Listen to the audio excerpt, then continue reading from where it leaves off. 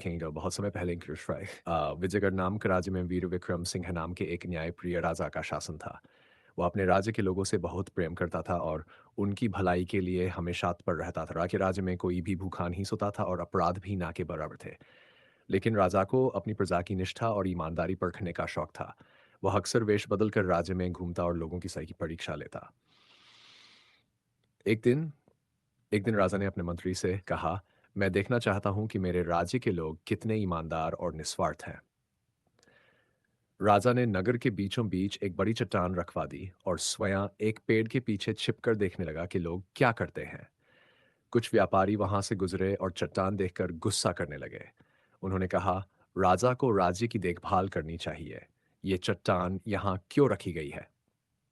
लेकिन उन्होंने चट्टान हटाने की कोशिश नहीं की और आगे बढ़ गए।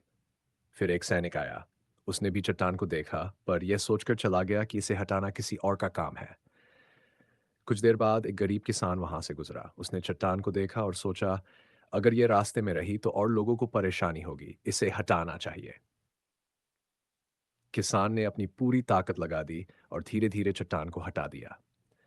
जैसे ही उसने चट्टान हटाई, उसे नीचे एक सोने से भरी थैली मिली और उसके साथ एक पत्र भी था जिसमें लिखा था, यह सोना उसी के लिए है जिसने अपनी जिम्मेदारी समझकर इस चट्टान को हटाया। राजा छिपके सब देख रहा था। उसने किसान को अपने दरबार में बुलाया और उसकी प्रशंसा की। राजा ने कहा, सच्चे नायक वे होते हैं जो बिना स्वार्थ के दूसरों की मदद करते हैं। फिर राजा ने किसान को सम्मानित किया और उसे ढेर सारी संपत्ति दी।